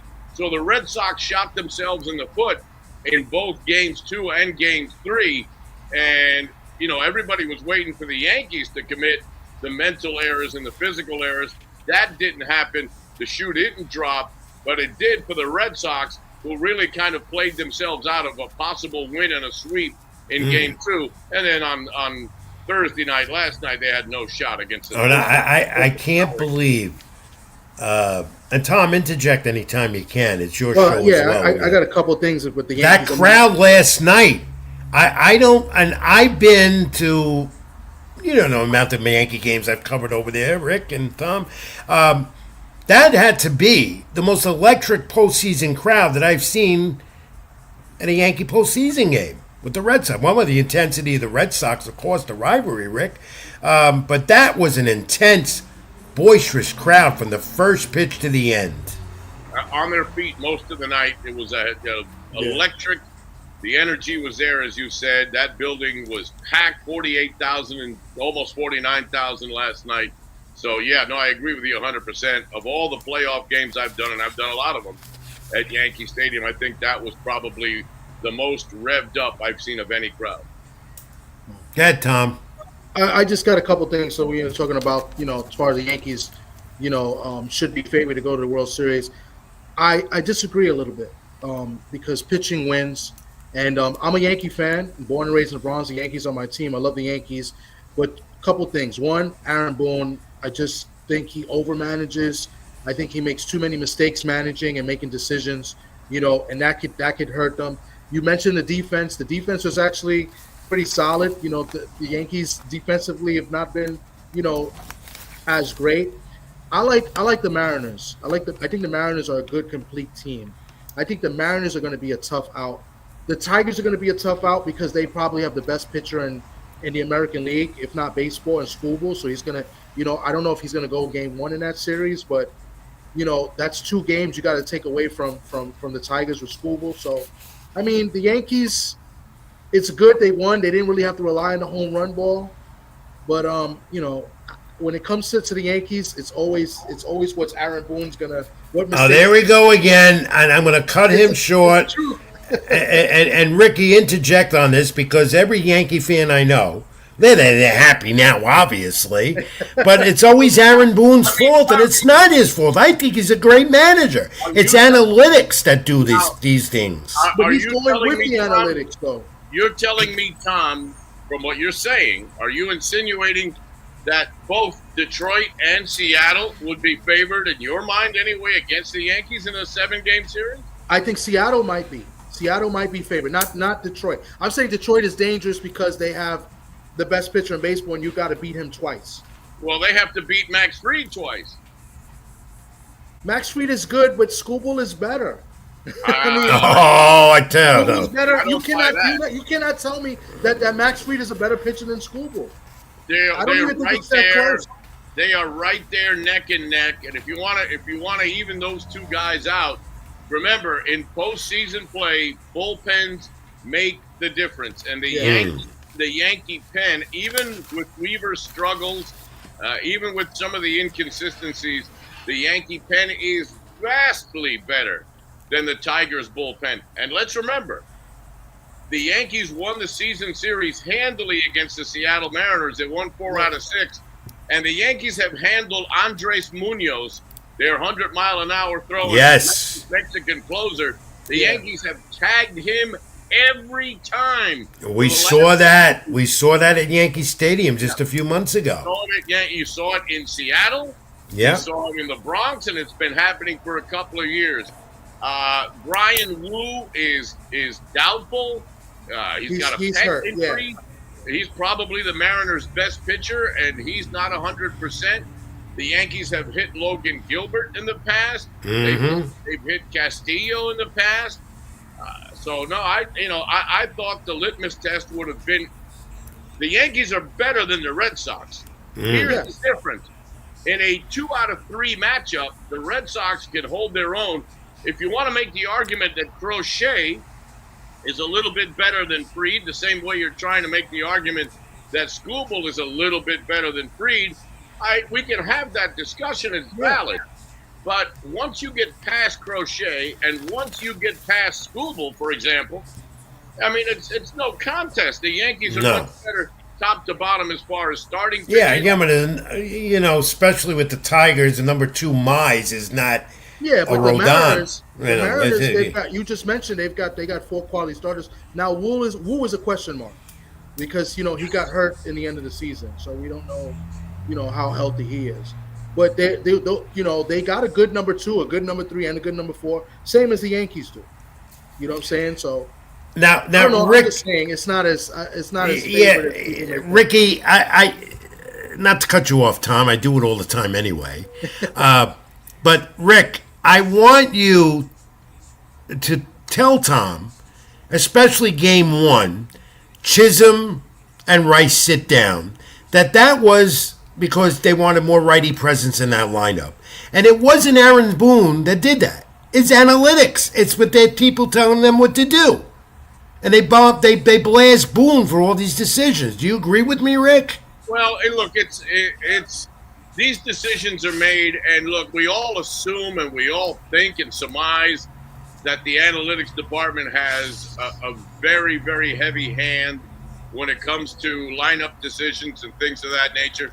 Look, you and I, none of us are in the room, so we don't know to what extent the analytics people or to what degree that they have, the final say in lineup decisions. Personally, Ben Rice would have been in the lineup for me. Absolutely, because Ben Rice has been hitting righties, lefties, everybody he's been hitting for the last hitting the ball out of the ballpark too. Crazy. He has been on fire. Yeah. For Rosario's numbers against Crochet were very, very good. I'll tell you where I thought Boone made a mistake in game 1. Not so much. I'm not so down on him for playing Rosario in game 1. I'm down on him for taking Rosario out for Chisholm late in the game when Rosario has got the best numbers of anybody against Aroldis Chapman. And let's never forget the home run that Rosario hit. And I don't know if any of you were in the ballpark. I don't think you were because it was a COVID game. The Mets were the home team at Yankee Stadium going back to 2000, either 20 or 21. I don't remember which of the 2 years. It was an empty ballpark during COVID. And the Mets were the home team at Yankee Stadium. And Rosario hit a walk-off home run into the bullpen in left center off. I remember that. I wasn't there, but I remember it. This Chapman, where Chapman, asked the umpire, reached out to get a new ball, and the umpire said, the game's over. Because nobody realized that the Mets were the home team, and they hit a walk-off home run. That was Ahmed Rosario. So I'm more upset upset's not the word, but I'm more clued into I would have had Ben Rice in the lineup, and I would have kept Rosario because you knew in game 1 that Cora was going to go right from Crochet right to Chapman. There was going to be no in between. Yeah. He was using the lefties to affect the Welleses of the world and to keep the Rice is on the bench. I thought maybe Cora outmanaged Aaron in game one. I thought some of the things backfired on Cora, and Aaron got him back in game two. And then Aaron had the weapon in game three, and his name was Cam Schlittler. Yeah, this kid, I knew he would step up, but not like that. I don't think anybody did. I did not know that he could throw a fastball at that high velocity like that, let alone go 8 innings that way. Well, he has thrown the 5 fastest during the regular season. Yeah. The 5 fastest pitches thrown by any Yankee pitcher this year were all thrown by Cam Schlittler of 100 and 101 miles an hour. Yeah, and I'm not pronouncing his name because a lot of people are getting that a little. You see the headlines today in New York. You could easily fumble a name like that, and I could. You know me, Rick. I can do that, but well, you're on YouTube, so if you do, it's no big deal. No, I'm not going to do it to Cam. I won't do that to Cam. But Rick, he's had it happen. He told me himself. Yeah, he's used to it. It's happened all his life. Anyway, I thought Brian Cashman did a great trade deadline. Rosario, one of them, and then Cam coming in like this, just changed the whole complexion of that Yankee rotation. It's just been they were able to afford to let go of Marcus Stroman, who, by the way, no one picked up, which I thought was surprising. You would figure some contender would have wanted an innings eater like Stroman, but nobody picked him up. And Schlittler basically proved himself enough in a couple of starts where the Yankees were able to afford to let go of a veteran like Marcus Stroman and not let it come back and bite him in the keister. Well, the Yankees have momentum now. That's important this time of year, of course, in October. They've been consistent. Their game is all there. Everything came together at the right time. And they're healthy. That's another thing. But the Blue Jays, struggling down the stretch. So, Rick, we're going to move on also with the National League. Then we're going to do NFL with you. I'm not going to let you get away that quick. Unless you want to leave me, because I know sometimes you're such a busy guy. I've got a few more minutes for you. Good. I want to hear that. Who do you... Let's look at it perspective-wise. Let's look at both teams. Do the Yankees advance now to the ALCS against the Blue Jays? Yes, I think they win. I think the Yankees win in 4. They will wrap it up. So you mean there'll be another celebration in the Bronx? There'll be another. You go back down there and get that bald head again. I'm not going to do it. I think there are too many. I think there are too many celebrations as it is in the postseason. Well, that's another argument, but I think the Yankees win in 4 games. I don't think it goes back to Toronto next Friday for a Game 5. I think they'll split at the Rogers Center and win both games at Yankee Stadium on Tuesday and Wednesday night. They will await the winner of the Tigers and Mariners, which I think eventually in a 6 to 7 game series will be Seattle. And we can discuss Mariners, Yankees, if and when that happens, in the near future. But in the National League, let's look at Dodgers Phillies. This is intriguing. Starts in more, Philly tomorrow. Yep. Much more compelling series in the National League. Remember, the Cubs and the Brewers have developed a big-time rivalry. The distance between Wrigley Field and American Family Field, Chicago to Milwaukee, is basically, it might be a few miles even less than New York and Philadelphia. It is, yeah. And then there's also with the Brewers Cub series, the managers, Greg Counsell, Pat Murphy. Of course, Counsell played for Murphy. Yeah. So, it's the Brewers and signed the Cubs after it looked like he said he was going to retire. So there's a lot of layers to this Cubs-Brewers series.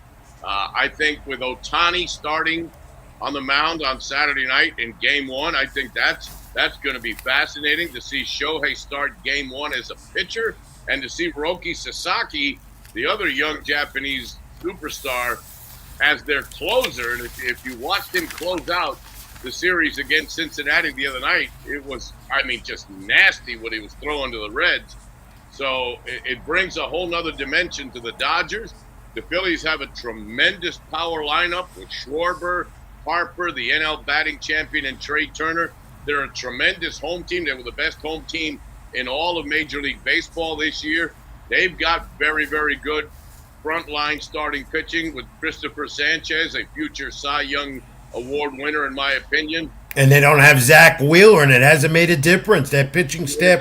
No, and then they had their closer, Duran, that came from the Minnesota Twins. The whole presentation, the intimidation, him coming out of the pen and throwing 102, 103 miles an hour has just, turned that whole city on its ear. So I think of the 4 series, the most intriguing is the Dodgers and the Phillies. I think whoever wins that series comes out of the National League, and I think whoever wins the Blue Jays-Yankee series will come out of the American League. I tend to agree with you. Tom, do you like that? I do. I do like Milwaukee, though. I think Milwaukee is a very good team.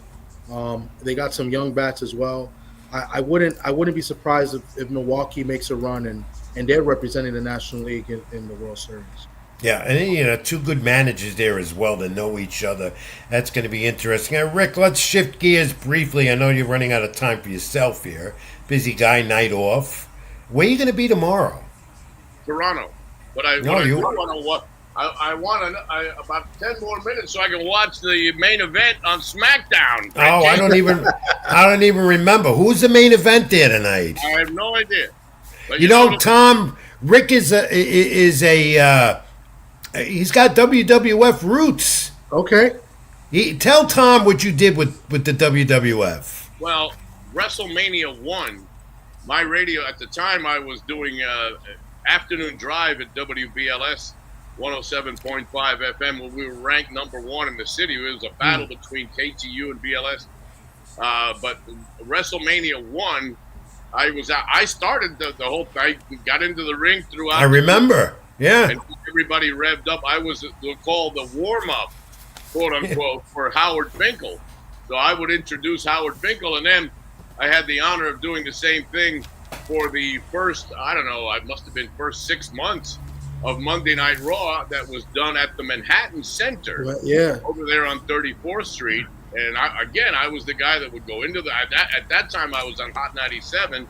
So I would climb into the ring, throw out the WWF and Hot 97 T-shirts, get the crowd revved up, get them all revved up, introduce Howard Finkel, and then they would hit the airwaves on USA Network or Spike, whatever the network. I think it was USA. It was USA Network, and I didn't know Ricky at the time either. Wow. I had no idea it was him till he told me all that. Ricky, of course, the Spanish radio voice of the Philadelphia Eagles, and they're 4-0, one of the few undefeated teams left in the NFL, and this is an interesting team, Rick, because I look at the stats and I didn't realize this. They're 20-1 overall in the last 21, right? And that's impressive. That's impressive what the Eagles have done.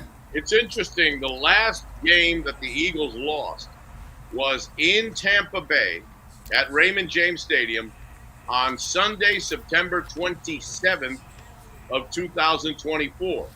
Now, the last game that's the last game the Eagles lost, okay? The last game the Eagles won was this past Sunday, the 28th of September of 2025 at that very same Raymond James Stadium against those very same Tampa Bay Buccaneers. So since that loss, practically almost exactly 1 year ago to last Sunday, the Eagles have, lost one game, 20-1. Wow. Well, they lost that Tampa game and then went undefeated. I haven't lost. Yeah, they didn't lose. Yeah. No, I didn't realize that till that was the loss. Mm-hmm. Yeah. Now, also, are you concerned about this team in any way? I mean, Saquon Barkley's 237 yards. I think he had 200 yards twice last season for you guys. I don't know if concerned is the word. I'm waiting for the new offensive coordinator, Kevin Patullo, to open the offense up a little bit. I think what they're trying to do, I'll make you a comparison.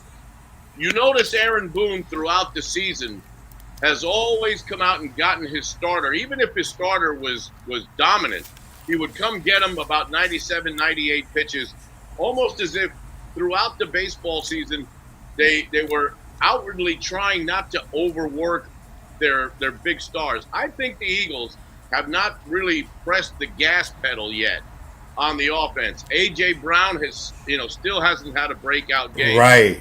Saquon still hasn't had a breakout game. They really haven't done anything that well on offense, and they've still gone undefeated 4-0, and all the power rankings have them as 1-0.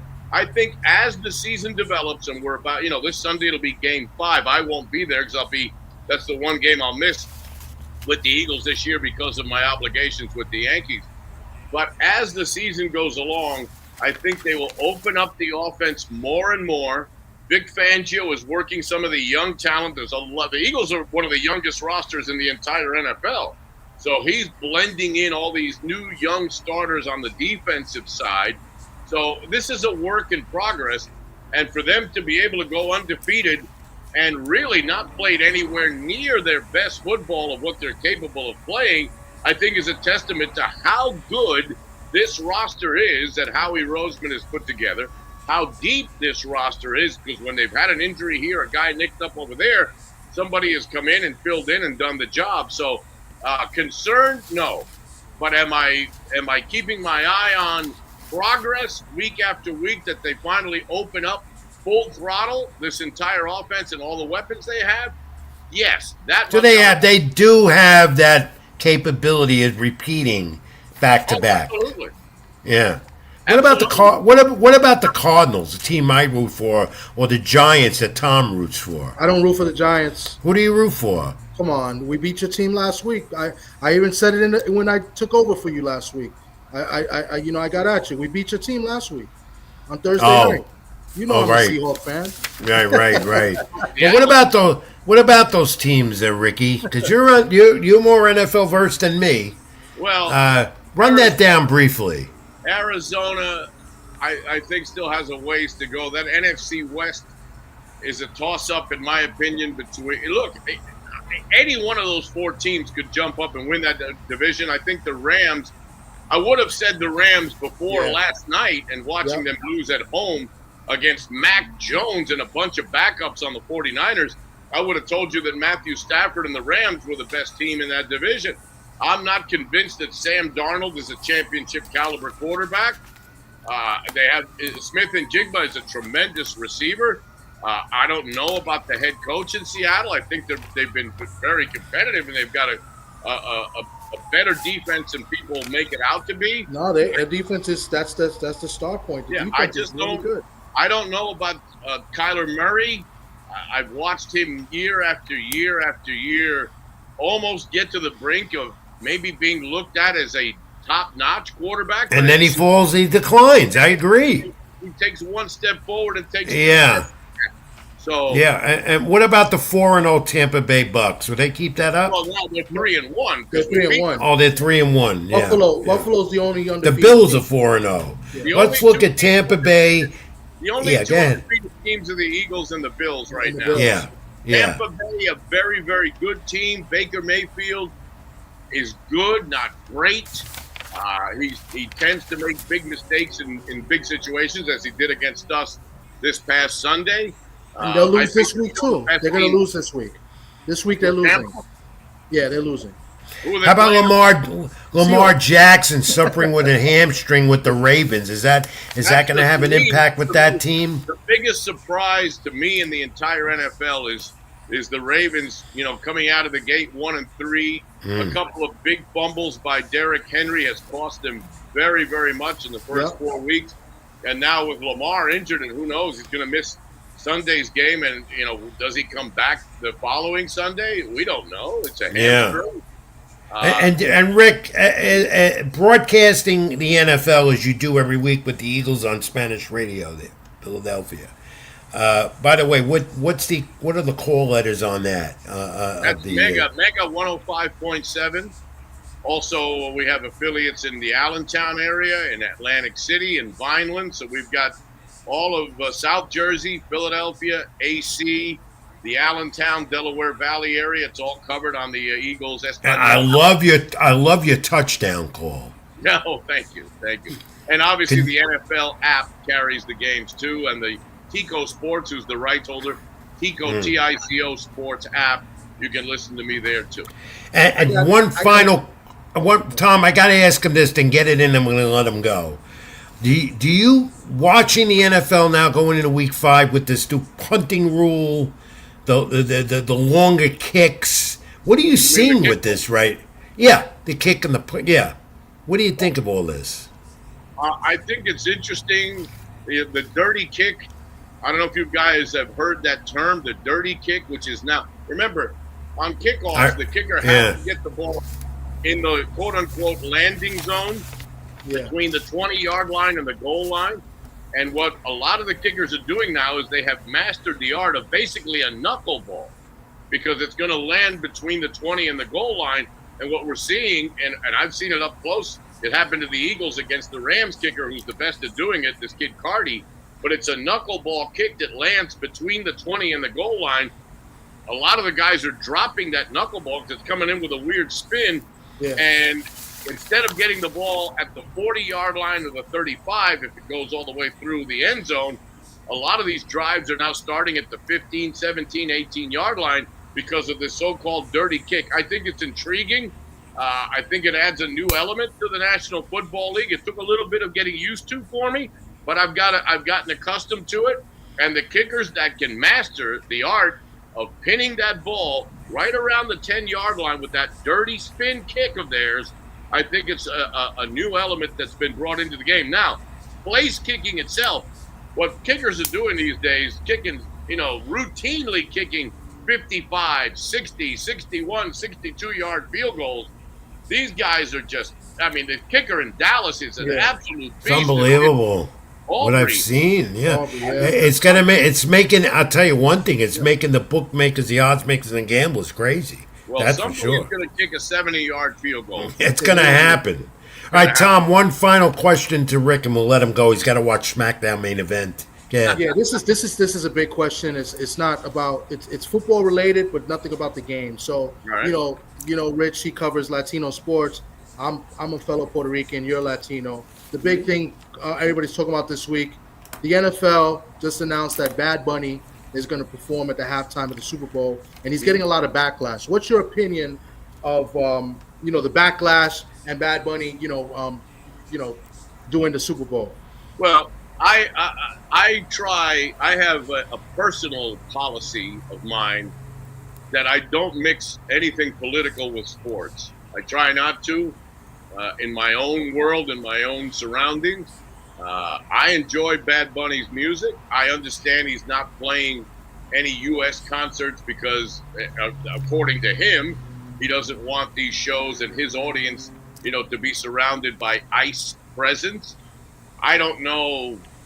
I'm not sure. The number one, Puerto Ricans are Americans. So exactly. Yeah.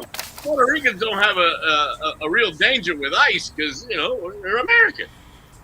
Now, if Bad Bunny is concerned that, there will be some other immigrant community coming to his shows and that, even one person may get arrested at one of his shows, look, he has that right to feel that way. I think music should unite people instead of divide people. So, look, we've had all kinds of you had in L.A. a few years ago, you had Dr. Dre and you had Snoop Dogg, and the NFL has entrusted Jay-Z and Rock Nation with putting together all these halftime shows. There's really no hotter act. Bad Bunny not only performed, but he wrestled, at WrestleMania, and nobody said a word a couple of years ago. No, I'm all for it. I look forward to it. I'm a big fan of it. A lot of the algorithms on social media of bots, I think a lot of it is bot driven. I have yet to meet anyone. And I know people on the right. I know people on the left. I know people like myself who try to pick and choose from both to whatever makes sense. And I haven't heard one person yet, tell me, I'm outraged because Bad Bunny is performing at the Super Bowl. I don't think one thing has anything to do with the other. So I'm going to enjoy it. Hopefully the Eagles are in the Super Bowl and I can watch it up close and personal. Because I didn't get down to Puerto Rico for his residency. So if that's the only time that I can be at a Bad Bunny concert, so be it. I'm going to enjoy it. You enjoy it. You're already enjoying 2 Super Bowl rings. Yes, I that am. You proudly display. the great Ricky Ricardo, the Spanish radio voice of the Philadelphia Eagles in the NFL, and Spanish radio voice for the New York Yankees in the Bronx, Ricky Ricardo. I see him at the ballpark all the time, but to do shows with him, and he does his own talk sports show on WIP Philadelphia Sports Talk. I'm a guest on his frequently. And the fan as well, yeah. And we talk boxing, we talk some wrestling, and I see him at the ballpark so much. And I'm going to see you again Tuesday night for Game 3 of the ALDS, Rick. Yes, you will, my friend. It'll be a lot of fun. The Blue Jays. Remember, the Yankees lost the season series to both. Yeah, Boston, big difference. Yep. Boston and Toronto. So they have now conquered the Red Sox. Now it's time to conquer the Blue Jays. Yeah. Bring on whoever you want out of that. Important that they come up, that they go to Toronto. They at least gain a split in those first 2 games. In a best of 5, that is so important. Ricky Ricardo, my buddy, as I always tell everyone, even though Sports with Rich and Tom now, it's keep it in the ring. You got it, Rick. See you Tuesday night. Safe travels to Toronto, my friend. Thank you. Thank you. You got it. Tom, he is just not only has he become such a great friend and colleague, but his knowledge is impeccable. You know, yeah, he was really, really good. Yeah, you know, I wasn't prepared for some of the baseball talk as you guys hit because Well, you got to get to the ballpark more often. Whose fault is that? I went to 2 games, I believe, this year. So how about 65 or 6 for me? Yeah, well, you're working. I'm going there, cheering. How do you know that it's work? Huh? How do you know it's all work? I don't know what's going on in those, clubhouses. You're in there hanging out. Maybe they got a good spread. I don't know. And they do. They do. They do. Yeah, but I don't overdo it. I don't overdo it. I gotta pay like $5 for water in Yankee Stadium. Well, maybe. Whose fault is that? When you go to the ballpark, you don't tell me. I'm gonna remember that. I'm gonna remember that next year. Yeah, well, I may not be there next year. I might retire. Everyone is hearing that from me. I've had enough. I can't stay at the ballpark till midnight and beyond, like last night. Get sprayed by champagne because I need quotes that I never got, and then everything else. And I'm getting home at 3 a.m. I mean, I'm tired. I'm not young no more. I'm not like you. Yeah. All right, Tommy D, TD Sports Talk, Rich Mancuso. This part of his hour is at Sports with Rich and Tom. And, of course, keep it in the ring before, live on my YouTube channel. Like, comment, and subscribe. Tommy D Sports Talk, do the same. String Punk Entertainment. Like, comment, and subscribe. Like my Facebook. Keep it in the ring page as well. Tom, let's take one brief final timeout and wrap this all up for the night, okay? Absolutely. Stay with us, everyone. I'm Rich. This is Tom. Back in a moment to wrap it up. Petwell Clinic was built with busy pet parents like you in mind, providing walk-in preventative vet care, treatment for minor ailments, and chronic condition management. You remain with your pet throughout their visit, and all charges are clearly explained, so there are no surprises at checkout. Just walk in to our Paramus, Greenbrook, or Union locations, or visit us at petwellclinic.com for more information. Even when you feel low, you can still go. Even when you feel slow, you can still go. Even when there's no hope, you can still go. I never answer to no, man, I still go. Alright, I'm Rich Mancuso, that's Tommy D. Welcome back to Sports with Rich and Tom. Before that was Keep It in the Ring. We'll have a new opening maybe by next week or the week after. I promise you, graphics, the whole bit. In the meantime, it's still Keep It in the Ring on the top. It's not easy to do this, and everyone knows that. And now we're going almost 2 hours because we've expanded, and we still have to decide whether we want to do a separate night for Sports with Rich and Tom. Do you like that title, Sports with Rich and Tom, or should it be Tom and Rich? It's straightforward. It's simple. I like it. Okay, as long as you like it, then I'm going to like it. All right. Tom, your final thoughts. What else you got in sports you want to talk about besides baseball and the NFL? On a sad note, I wanted to bring it up. I may do a video on this on my channel a little bit over this weekend. But a couple of days ago, one of my favorite college basketball players of all time passed away. Lawrence Moten, very, very talented athlete. He was a great basketball player, and a lot of people don't know this as well. He was a great football player as well from Washington, D.C.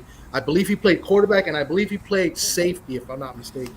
A lot of people said he could have made it as a football player, and he was almost committed to go to play basketball at Maryland, right, which would be his home state. And Jim Boeheim convinced him to come play at Syracuse. During my time in high school, my 4 years of high school was his 4 years at Syracuse. It was always great watching him play. I used to listen to Syracuse on the radio a lot of ball games.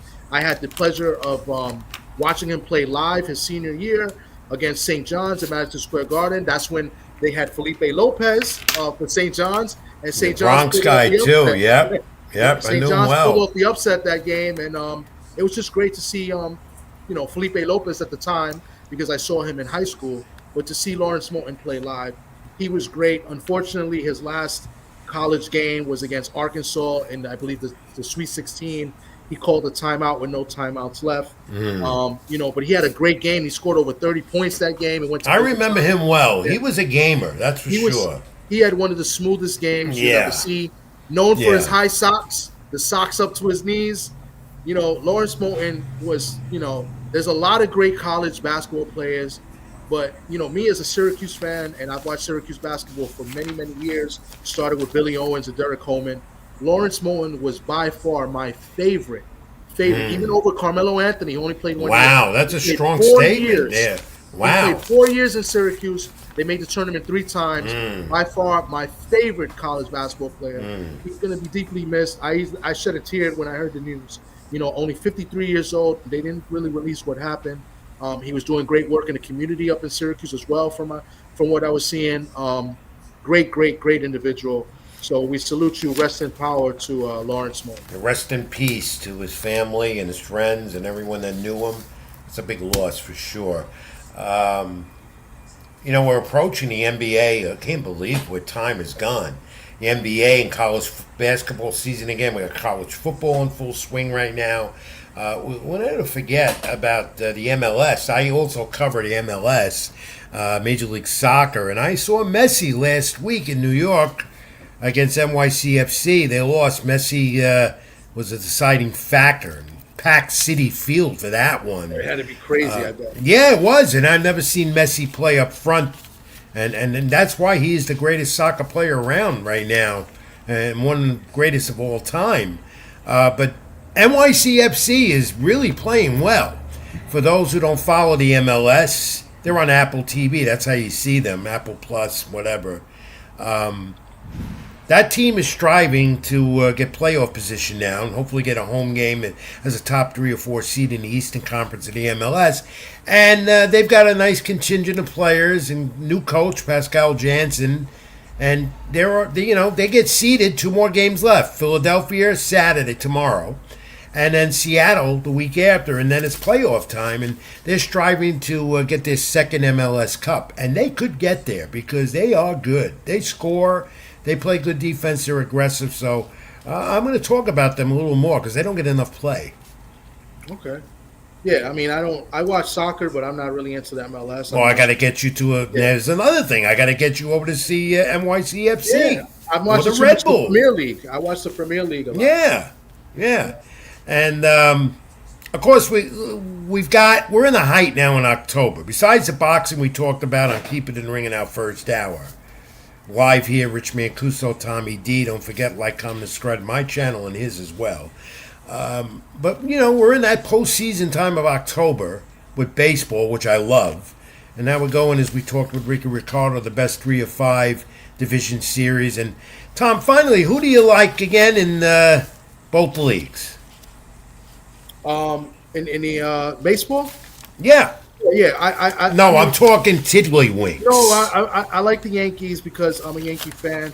I can see them going to the World Series again, but I wouldn't sleep on Seattle. I like Seattle. I think they have a good lineup. I think they have a great pitching staff as well, 1 through 4. But I'm going to pick the Yankees, of course, because I'm a diehard Yankee fan. And in the National League, it's tough. I want to see the Brewers go. I think the Brewers can do it. They good. They got another young team. They got good bats. I think they got better pitching than the Cubs that will make a difference, and that's why I like the Brewers there. I think that's going 5 games. The Dodgers, Phillies, I see 5 games there. I see the Phillies taking that. They got home field. Yankees in 4 against the Blue Jays. I take the Yanks. They've got the pitching set up, everything going. As I said, Tigers, Mariners, and I've seen these teams all season long. Tigers have floundered a bit. The Mariners, to me, right now, even though the Tigers have Skubal and Mize, they're 1-2, but I think the Mariners have the edge here. And you know why they have the edge? Because got the home run king there, Kyle Riley. Who had a great year. 60. I think he landed equally on 60, if not 60. Yeah, 60. Yeah, 60, he failed to rival. He failed to get Judge's record for single season mark. But that kid can hit home runs as a switch hitting catcher. In my time, and I'm covering baseball almost 40 years or more. And Tom, I've never seen a switch hitting catcher. Maybe Johnny Bench in that cat, whatever. This kid can hit home runs. Yeah. And you never know when he's going to do it. Like every great home run hitter, Tom, in baseball, he goes through his moments. Just like Aaron Judge here in New York. He goes through his moments. He'll miss, he'll go into a swoon. Home run hitters are streaky. Riley's one of them. Just like Pete Alonso. I mean, Rodriguez out there in the outfield, young kid, he's good. The first baseman, that was the acquisition they made in Naylor. He's a really good hitter as well. I think they traded for him, if I'm not mistaken. They did. Yeah, from Cleveland, yeah. The third baseman is good, too.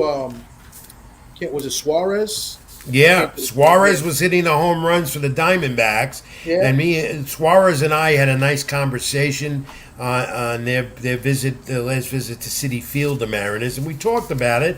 And he said, like every ball player will say, Tom, it's a matter of when you get hot and you get into a streak. And he's one of them. He had a heavy first half streak of hitting home run after home run. Then he slowed down a bit, picked it up again, but didn't get into that 50 mark that everyone projected. So, this is the thing about baseball. It's unpredictable. It's why you got to love the American pastime, especially in the postseason. Oh, postseason baseball is the best. I mean, it doesn't get better than that. The other guy, Randy Arozarena, that used to play with Tampa Bay. I mean, they got a lot of good bats. Like we just mentioned Suarez. They got some guys off the bench. I like Josh Naylor. We'd mentioned him. I mean, the Mariners are a tough team. I mean, they're tough, as Ricky mentioned, too, because they do have some good pitching they could throw at you, but some of those guys will go off once in a while as well. But, they also have a good stopper, a good closer in Munez. He's good. He's got a tremendous slider and fastball. Andres Munoz, he's Munoz, good. Yeah. And they got a good bench, too. They got a good bench. But I'm going with Ricky's. I can't disagree with him here. I believe you're going to see Yankees-Phillies World Series or Yankees-Dodgers. I think it's Yankees-Phillies going to the World Series when this is all said and done. I hope you're right, because then that means the Yankees are there playing again. No, I hope I'm right. You know why? You hope I'm right? Because it's easier for me to travel.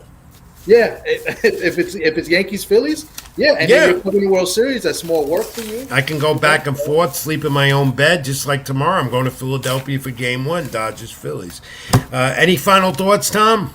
NFL this weekend? No, this has been a great show. Seahawks play the Tampa Bay this week. I'll be talking about that maybe later, probably tomorrow. I'll talk a little bit about that with my host Socrates Palmer and D Free, who I like to get on here and talk sports with you, Rich. Sure, we'll bring them on. They'll be good additions. And, I just hope the Cardinals will win, because the Cardinals seem to be falling apart. They're in they always seem to be streaky too. They look good at times, and then they just fall apart. So next week we'll start giving out picks for every team, as each game's up for NFL. We're going to week 5. It goes fast. Yeah, already a month gone. I know. Tommy D, TD Sports Talk, my esteemed colleague and friend as he is. Great job putting it all together and helping me out as always. Absolutely. I appreciate you, Rich. Thank you for having me, and another great show. And we'll see you next week. Tell everyone, we'll be talking. Tell everyone where they can reach you, by the way. You guys can catch me on TD Sports Talk here on YouTube, and you can also catch me on Ring Talk Worldwide with the great Pedro Fernandez, who was just here a little while ago. Yeah, I saw Sundays, that. So we're talking boxing with Pedro, and then on TD Sports Talk, and then we got Tales from the B-side. We had a good interview last week with Delvin Rodriguez. And we're not going to have a show this Sunday. Not sure when we're coming back, because I got a wedding to go to next week. So, but stay tuned for that. But Catch us. We'll be talking football tomorrow and maybe a little bit of boxing. And we'll be back with you again here next Thursday night or Friday night. Watch social media with me and Tom to let you know live on my YouTube channel, Rich Mancuso, TD Sports Talk, String Punk Entertainment. Like, Keep It in the Ring page on Facebook. We'll do boxing the first hour with the wrestling and some MMA, then come right back. Maybe, or we'll go another night, but we're working it out. We're working these things out with Sports with Rich and Tom. This has been great, Tom. I think it worked out. And we have to have a closing for this one. It can't be Keep It in the Ring. Yeah, we'll come up with something. Well, think of something now. I can't think of anything. All right, how about I can't think of anything, and good night till next week. Hey, good night till next week. Hope you get all your picks right, and good luck to all the teams you're rooting for. How about that? Good. That's it. Wish your team well. Stay well. God bless. Be good to each other. I'm Rich Mancuso. That's Tommy D. Till next week, take care. Thank you. Even when you feel low, you can still go. Even when you feel slow, you can still go. Even when there's no hope, you can still go. I never answer to no, man, I still go.